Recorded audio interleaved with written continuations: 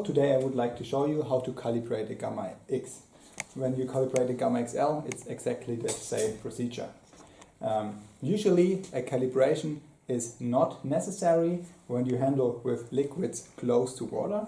The pump is already pre-calibrated, but we strongly recommend a calibration when you handle with viscous medias or when you have a degassing dosing head like a PVT7 or NPB9.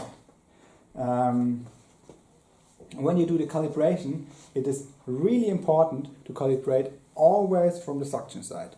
So put a scale or a calibration vessel on the suction side, and then you start a calibration process.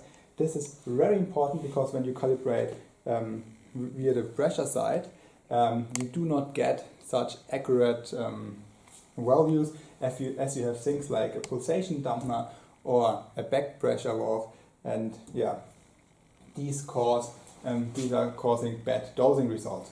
For the calibration, you just go in the menu, then you go on settings, you go on calibrate, and here you see two things. The one thing is the calibration factor. The calibration factor is preset on 100%. You can change it, for example, to 101% or 102% if you find out that the pump is always pumping a bit too much or a bit too less. So this is the calibration factor. But when you do standard calibration, you can calibrate and then you push the button. And here we have our scale. And as I said before, always calibrate from the suction side. And now the scale is on 0. And I start the calibration process. It is really important that the pump is pumping at least 200 strokes to get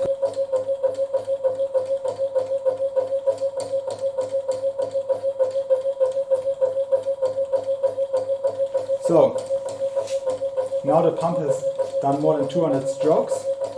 We quit it. Now we see exactly here 245 strokes, and here is the liter. It should have done 0.155 liter, and here the scale says 3 milliliter. So we regulate it a bit down. Then we press on enter, and we see here the calibration factor of 89.1%. This is because we have here a PVT7 valve. This is always pumping a bit less, so calibration is here crucial. And now we've set everything on the system pressure. And as I said before, don't forget to calibrate from the suction side. So that's it.